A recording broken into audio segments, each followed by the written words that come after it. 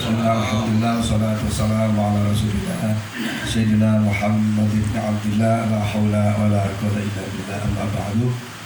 Hadirin hadirat Bapak Ibu yang insyaallah senantiasa dirahmati dan diridhoi Allah. Wabil khusus keluarga besar Bapak Haji Rudianto, ada ibu, ada istri, lupa saya namanya Bu Hajan, Pak Budi Wiranto dan keluarga serta ibu yang hadir, dan jamaah sekalian yang insya Allah senantiasa diberi kesehatan oleh Allah Subhanahu wa Ta'ala. Salawat dan salam kita sanjungan atas junjungan kita Nabi Muhammad Sallallahu Alaihi Wasallam, segenap keluarga dan para sahabatnya. Mudah-mudahan kita semua diberi kekuatan untuk istiqomah dalam melaksanakan kewajiban kita, baik yang wajib maupun yang sunnah.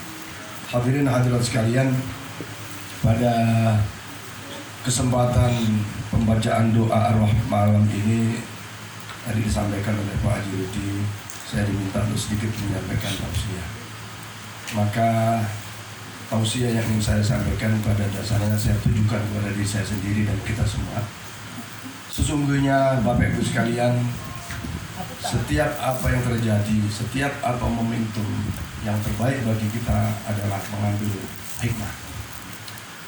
Di antara hikmah peringatan 4 tahun wafatnya almarhum Bapak Ahmad Karsotaruno dan almarhum Bapak Sukiyo, bahwa yakin dengan pasti kita pun akan mati. Persoalannya adalah kematian yang pasti itu ada di antara kita yang kadang kepikir, kadang enggak. Ya, kadang kepikir, kadang enggak. Kadang mempersiapkan, kadang juga enggak. Bahkan banyak di antara kita umat Islam yang terpikir itu hanya hari-hari kepentingan dunia, kepentingan kehidupan dunia, kepentingan kematian, kepentingan kehidupan akhirat. Rasa-rasanya Masya Allah ada yang jauh gitu. Saya mengajak pada diri saya, kita semua, ayo siap-siaplah, kita ini pasti mati. Dan mati itu dekat sekali dengan kehidupan. Maka Rasulullah bersabda, "Aimal lidunyaka ka'annaka ta'ishu abada wa amal li akhiratika ka'annaka tamutu ghauda." Kalau kita bekerja dunia, rasanya satu hari satu malam 24 jam. Dan kita yakin semua semangat, termasuk saya semangat dunia. Tapi pada saat kita sadar akan kematian, maka sesungguhnya kematian itu sangat dekat. Karena katamu tuh besok dan besok. Kenapa? Ya inilah rahasia Allah. Kita nggak tahu datangnya kematian. Ini bagian daripada yu'minuna bil ghaibi, beriman kepada perkara gaib. Maka oleh karena itu dengan keyakinan kita yang mantap, ya keyakinannya sudah mantap ya, bukan mantap, keyakinannya sudah mantap. Cuma implementasi dari keyakinan itu yang kadang-kadang kita suka lupa, suka tidak ingat, karena begitu besar kepentingan urusan dunia. Padahal urusan dunia itu misalnya sholat kan urusan akhirat sebenarnya. Ada waktunya kan. Tapi kalau dunia ya, ada 24 jam itu panjang gitu.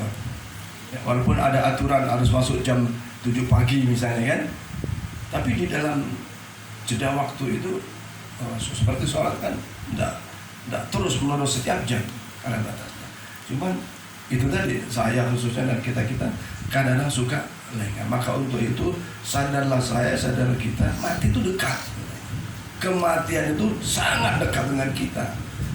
Contoh nyata beberapa waktu lalu almarhum Pak Mulyandani dari rumah berangkat untuk olahraga naik sepeda, nggak sampai balik lagi, langsung innalillahi wa inna ilaihi raji'un. Maka hadirin hadirat sekalian, sadarilah ini, kan dengan kesadaran ini insya Allah apapun kesibukan kita, begitu waktunya ibadah itu mesti ada perhatian. Begitu ada kumandang panggilan Allah hayya alas shalah, pasti ada kerentak hati untuk memenuhi panggilan itu. Dan alhamdulillah saya melihat dibandingkan dengan memang harus dibanding dengan tahun lalu, 3 tahun lalu, masjid lama. Kayaknya kita salaman itu cukup dengan duduk gitu, ya. Karena Pak jamannya sedikit.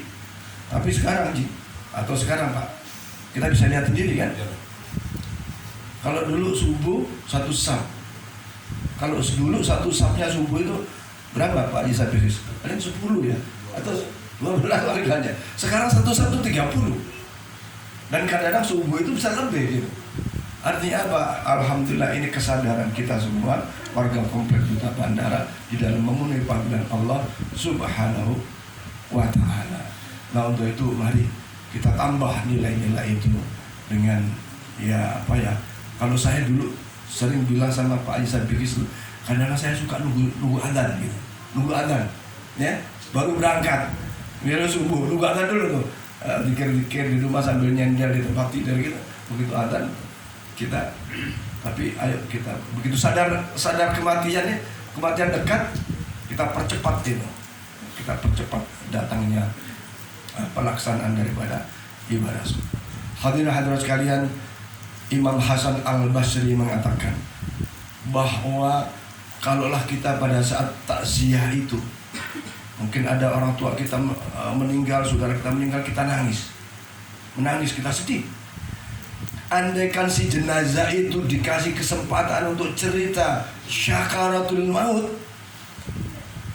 dia misalnya bisa cerita sejenak saja tentang syakaratul maut, maka para pentakziah itu justru bukan nangis karena keluarga yang meninggal, tapi akan menangisi dirinya betapa beratnya menghadapi syakaratul maut. Maka Allahumma hawwin alaina fi syakaratil maut. Ya Allah, mudahkan, memang berat, tapi ya ini keimanan, ini hal gaib. Kalau kita nggak menguatkan diri dalam mempersiapkan al-isti'dadu ila yaumil rahil ini, bisa jadi ya, walaupun sudah dengar tapi ya nantilah. Mudah-mudahan para hadirin sekalian, dengan hikmah kita malam ini membaca doa arwah, kita mengingatkan pada saya kita pun akan jadi arwah atau meninggal dunia. Dan sebaik-baik orang beriman itu adalah al-isti'adatu ila yaumir rahil, mempersiapkan diri dengan saatnya berangkat inna lillahi wa inna ilaihi rajiun. Walaupun tantangannya, cobaannya besar. Maka untuk itu mudah-mudahan hadirin sekalian, dengan keinginan kita untuk banyak persiapan meninggal, Allah buka hati kita, Allah buka pikiran kita, hati kita untuk senantiasa istiqomah dalam ketaatan kepada Allah, istiqomah pula di dalam keimanan dan melaksanakan ketaatan baik yang wajib maupun sunnah. Mudah-mudahan ibadah kita diterima oleh Allah Subhanahu wa Ta'ala. Amin ya rabbal. Mari kita laksanakan hajat sahibul hajat, kita baca tahlil dan doa. Mudah-mudahan arwah almarhum Bapak Haji Ahmad Kamson Haruno bin Fulan, kemudian almarhum Bapak Sukiyo bin Fulan, senantiasa diterima amal ibadahnya, diampuni segala dosa dan kesalahannya. Allah jadikan kuburnya taman daripada taman-taman surga.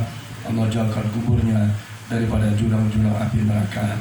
Dan keluarga yang ditinggalkannya mudah-mudahan terus istiqomah dalam mengenang kebaikan kedua almarhum, dengan cara senantiasa mengirim doa, dengan senantiasa bersedekah dengan Qur'annya, sedekah dengan hartanya.